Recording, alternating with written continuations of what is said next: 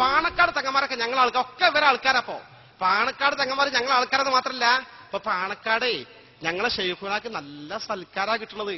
നോക്ക് പറയണത് നിങ്ങൾക്ക് തെറ്റ് പറ്റി. ഒരാഴ്ച മുമ്പ് കാന്തപുര ഉസ്താദ് പാണക്കാട് വീട്ടിലേക്ക് ക്ഷണിക്കപ്പെട്ടിട്ട് പോയിട്ട് നല്ല സൽക്കാരം കഴിഞ്ഞാ വന്ന് കേട്ടോ. ആ വിവരറിയോ? കാന്തപുരത്ത് നല്ല സൽക്കാരമായി കഴിഞ്ഞ ആഴ്ച കിട്ടിയത്. പാണക്കാട് കല്യാണത്തിന് ഇതാണ് സൽക്കാരം. അവിടെ എല്ലാ രാഷ്ട്രീയ പാർട്ടി നേതാക്കളെയും എല്ലാ മതവിഭാഗങ്ങളുടെ നേതാക്കളെയും എല്ലാ മുജാഹിദിന്റെയും ജമാഅത്തിന്റെയും നേതാക്കളെയും ഒക്കെ ക്ഷണിച്ച കൂടുതൽ കാന്തപുരത്തിനും ക്ഷണിച്ചിട്ടുണ്ടാവും. മൂപ്പറിനെ ചെന്നിട്ടുണ്ടാവും, ചോറ് കൊടുത്തിട്ടുണ്ടാവും, നമുക്കൊക്കെ കിട്ടിയിട്ടുണ്ട്. ആ കൂടുതലായി ഇതാപ്പ സൽക്കാരം. പക്ഷേ ബി.ജെ.പി. ഉൾപ്പെടെ RS എല്ലാ പാർട്ടി എല്ലാ സാംസ്കാരിക നായകന്മാരൊക്കെ ക്ഷണിച്ച കൂടുതൽ മൂപ്പനും ക്ഷണിച്ചിട്ടുണ്ട്. പോയി ഇതാണ് ഇപ്പൊ സൽക്കാരം കല്യാണത്തിന് വിളിച്ചു എന്നുള്ളതാണ്. ഞങ്ങൾ പറയട്ടെ, ആ തങ്ങളെ പറ്റി നിങ്ങൾ കുപ്രചരണങ്ങൾ നടത്തുകയും നിങ്ങളുടെ ചെയ്തികൾ തങ്ങൾക്ക് ശരിക്കറിയാം.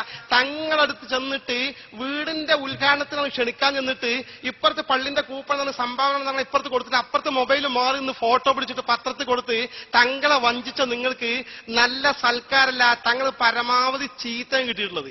ഈ വരെ ഫ്ലക്സും ഈ ബോർഡും ഒക്കെ ഉണ്ടല്ലോ, എന്റെ ഫോട്ടോ വെച്ചിട്ട് കൊടുക്കണേ അതൊക്കെ ചവറ്റ് കൊട്ടിക്ക് വത്സരണം കാന്തപുരത്തിന്റെ എന്തെങ്കിലും പറയുന്നുണ്ടെങ്കിൽ അതിലാരും തന്നെ ഒരിക്കലും വഞ്ചിതരാവരുത് എന്ന് മാത്രമാണ് ഈ സന്ദർഭത്തിൽ ഞാൻ പറയാനുള്ളത്. കെട്ടുകഥകളും അതേപോലെ തന്നെ ഇല്ലാത്ത കഥകളുമായിക്കൊണ്ട് ആരെങ്കിലും എവിടെയെങ്കിലും എന്തെങ്കിലും പ്രസ് ബോർഡുകളോ അല്ലെങ്കിൽ മറ്റ് എന്തെങ്കിലും മറ്റ് പ്രസ്താവനകളോ പ്രസിദ്ധീകരണമോ ഇറക്കുമെങ്കിൽ അതെല്ലാം തന്നെ ശരിക്കും ശരിയായ ഒന്നല്ല, മറിച്ച് ജനങ്ങളെ വഞ്ചിക്കുന്ന പ്രവർത്തനങ്ങൾ മാത്രമാണ് എന്ന് മനസ്സിലാക്കേണ്ടത്. അതെല്ലാം തന്നെ ചവറ്റ് കുത്തയിലേക്ക് വലിച്ചെറിയേണ്ടതുണ്ട് എന്ന്. നിങ്ങൾ ആ ഫ്ലക്സും ബോർഡൊക്കെ ചവറ്റ് കൊട്ടിക്ക് വലിച്ചെറിഞ്ഞെളിയുന്നു. ഇതാണ് നല്ല സൽക്കാരം. കല്യാണത്തിന് വന്നിട്ട് പിറ്റേന്ന് മലപ്പുറത്ത് പ്രസംഗിച്ചത് സൽക്കാരം കഴിഞ്ഞിട്ടേ